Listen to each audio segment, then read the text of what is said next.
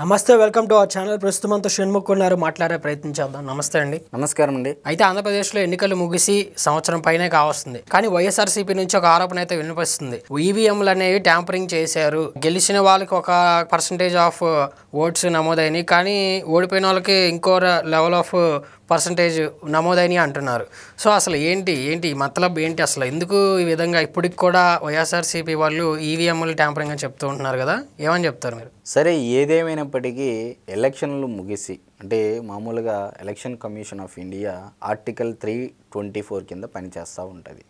So ఇది independent body. So మరి ఈరోజు ఎలక్షన్ కమిషన్ ఆఫ్ ఇండియా రాజ్యాంగం ప్రకారము చట్టబద్ధంగా ఎన్నికలు నిర్వహించి సంవత్సరం కాలం పూర్తి అయినా కూడా స్టిల్ ఇప్పటికీ వైఎస్ఆర్సీపీ పార్టీ వాళ్ళు అంటే ఆత్మవంచన చేసుకుంటూ వైఎస్ఆర్సీపీ పార్టీ క్యాడర్కు ఒక మోసపూరితమైనటువంటి ఆత్మసంతృప్తి ఇచ్చే విధంగా ప్రవర్తిస్తూ ఉన్నారు. నేను ఎందుకు ఈ మాట చెప్తున్నానంటే, సాక్షి ఛానల్లో సిపిఎం పార్టీకి సంబంధించినటువంటి శ్రీనివాసరావు గారు ఒక ప్రశ్న లేవనెత్తారు.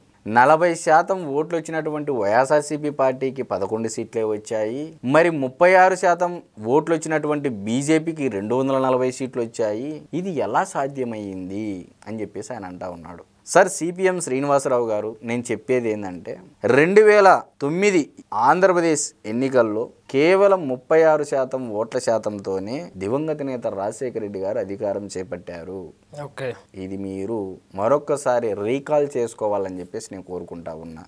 మరి అదేవిధంగా 2018 కర్ణాటక ఎన్నికల్లో కాంగ్రెస్ అధికారం దక్కించుకుంది, కానీ బీజేపీ పార్టీకి ఓటింగ్ శాతం ఎక్కువగా వచ్చింది.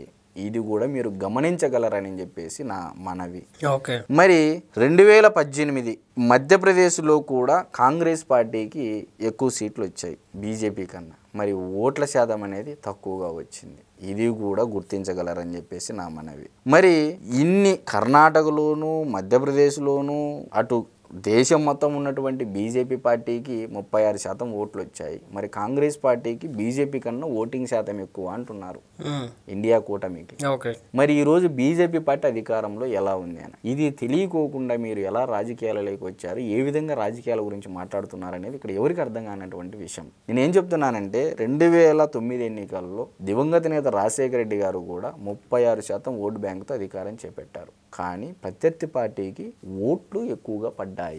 నియోజకవర్గంలో జనసేన అభ్యర్థి ఉన్నారు, 21 సీట్లలో పోటీ చేశారు, 20 లక్షలకు పైగా 20 నుంచి 25 లక్షల మధ్య వాళ్ళ ఓట్లు పడ్డాయి, కానీ 21 సీట్లలోనూ విజయం సాధించారు.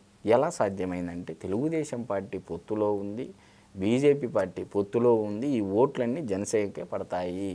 ఏ విధంగా అంటే 3 ఎగ్జాంపుల్స్ చెప్పా ఇక్కడ ఈవీఎంల గురించి. చాలామంది చంద్రబాబు నాయుడు గారు కూడా ఆరోపించారు, మరి ఇప్పుడు జగన్మోహన్ రెడ్డి గారు ఆరోపిస్తున్నారు. ఇక్కడ విషయం ఏంటంటే ఎన్నికల్లో గెలిస్తే నా విజయం కింద లెక్కేసుకొని ఎన్నికల్లో ఓడిపోతే అది ఈవీఎంల మీదకి నెట్టేయడం అనేది ఒక పరిపాటిగా మారిపోయిందని చెప్పేసి అంటున్నారు. మరి ఒకవేళ నిజంగా ఈవీఎంలో తప్పులు ఉంటే ఈరోజు కేంద్ర ప్రభుత్వం పైన ఒత్తిడి తెచ్చి అమెరికా లాంటి సైతం అభివృద్ధి చెందినటువంటి దేశాల్లో బ్యాలెట్ పేపరే వాడుతున్నారని చెప్పేసి ఒత్తిడి తెచ్చి చట్టం తేండి బ్యాలెట్ పేపర్ మీద ఓటింగ్ అని. ఈరోజు జమిలీ ఎలక్షన్ అంటున్నారు, 1 నేషన్ 1 ఎలక్షన్ అంటున్నారు, 2027-28కి జమిలీ ఎలక్షన్ అంటున్నారు. మరి దేశం మొత్తానికి ఏ విధంగా ఎన్నికలు జరుపుతారు? 2000 అంటే గత ఎన్నికల్లోనే ఈ 2024 ఎలక్షన్లు జరగక ముందు ఒక 2 years 1 year బ్యాక్ 4 రాష్ట్రాలకు ఎన్నికలు జరిగాయి. జమ్మూ అండ్ కాశ్మీర్, మహారాష్ట్ర, హర్యానా, ఇంకో రాష్ట్రం, మొత్తం 4 రాష్ట్రాలకు కలిపి ఎన్నికలు జరిపితే 2 ఫేజుల్లో 2 రాష్ట్రాలకు ఒక ఫేజ్లో ఎన్నికలు జరిపారు, 2 రాష్ట్రాలకు ఇంకో ఫేజ్లో ఎలక్షన్లు జరిపారు. మరి 4 రాష్ట్రాలకే ఒకేసారి ఎన్నికలు జరపలేనటువంటి స్థితిలో ఎలక్షన్ కమిషన్ ఆఫ్ ఇండియా ఉన్నప్పుడు ఏ విధంగా జమిలీ ఎలక్షన్ చేస్తారు? ఇక్కడ గుజరాత్ నుంచి ఒక వ్యక్తి ఎలక్షన్ కమిషన్ ఆఫ్ ఇండియాకు ఒక ప్రశ్న లేవనెత్తాడు. అయ్యా, మీరు 1 నేషన్ 1 ఎలక్షన్ అంటున్నారు, మరి 4 రాష్ట్రాలకు ఒకేసారి ఎన్నికలు ఎందుకు జరపలేదు అంటే ఎలక్షన్ కమిషన్ ఆఫ్ ఇండియా ఈ విధంగా రిప్లై ఇచ్చింది. We have the major problems to implement this simultaneously 4 states అని చెప్పేసి ఏం చెప్పింది అంటే major problems nothing but 3 problems: security challenges, logistic challenges, administrative challenges ఉన్నాయి అని చెప్పేసి చెప్పడం జరిగింది ఎలక్షన్ కమిషన్ ఆఫ్ ఇండియా.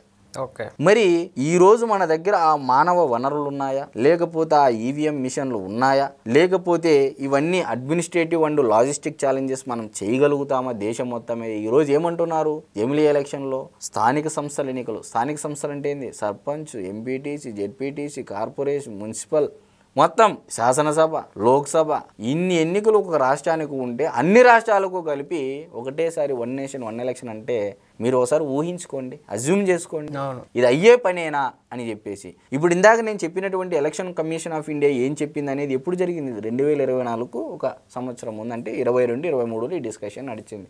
అంటే ఈరోజు మన దగ్గర ఆ రీసోర్స్ ఉందా, ఆ మానవ వనరులు ఉన్నాయా అనేది ఒకసారి గమనించుకోగలరు. అందుకే 2034 వరకు జమిలీ ఎన్నికలు అనేది సాధ్యపడదు. అటు ఎలక్షన్ కమిషన్ ఆఫ్ ఇండియా చెప్పిన దాని జవాబు ప్రకారము, మరి అదేవిధంగా రాజ్యాంగబద్ధంగా ఈ విధంగా ఉంది. మరి ఇప్పుడు ఓట్ల శాతము ఈవీఎం ట్యాంపరింగ్ అంటున్నారు. నిజంగా ఈవీఎం ట్యాంపరింగ్ మీద అనుమానాలు ఉంటే ఈరోజు కేంద్ర ప్రభుత్వం ఉంది, సుప్రీంకోర్టు ఉంది, అందరి సమక్షంలో చెక్ గతంలో చంద్రబాబు నాయుడు గారు కూడా ఆరోపణ చేశారు. జరిగిందా? ఈ విధంగా మాకు అన్యాయం జరుగుతూ ఉంది, బ్యాలెట్ దాంట్లో వీవీప్యాట్ స్లిప్లు వస్తాయి, వైఎస్ఆర్సీపీ పార్టీకి నొక్కితే బట్టను వీవీప్యాట్ స్లిప్ ఏమో రావాలి, ఫ్యాన్ గుర్తు రావాలి. మరి తెలుగుదేశం పార్టీ సైకిల్ గుర్తు నొక్కినప్పుడు సైకిల్ గుర్తు స్లిప్ రావాలి. రానప్పుడు మీరు ఎలక్షన్ కమిషన్ ఆఫ్ ఇండియాకు లేదా అక్కడ ఉన్నటువంటి గైడ్ లైన్స్ ప్రకారం కంప్లైంట్ చేయాల్సి ఉంటుంది, దాని మీద చర్యలు తీసుకుంటారని చెప్పేసి గతంలో చంద్రబాబు నాయుడు గారు కూడా ఇదే చెప్పింది.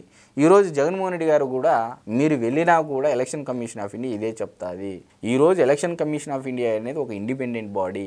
సిపిఎం శ్రీనివాసరావు గారికి నేను చెప్పేది ఏంటంటే, 2019లో కూడా దివంగత నేత రాజశేఖర రెడ్డి గారి హయాంలో 36% ఓటు బ్యాంకుతోనే అధికారం చేపట్టారు. ఏ విధంగా చేపట్టారు అనేది ఆ పార్టీలో ఉన్నటువంటి సీనియర్ నాయకుల్ని, ఎలక్షన్ కమిషన్ మీద అవగాహన ఉన్నటువంటి నాయకుల్ని, లేకపోతే సిపిఎం పార్టీలో ఉన్నటువంటి సీనియర్ నాయకులను అడిగితే ఖచ్చితంగా మీకు సమాధానం దొరుకుతుందని చెప్పి అయితే నేను భావిస్తా ఉన్నా. ఓకే అండి, థ్యాంక్ యూ వెరీ మచ్. నమస్తే.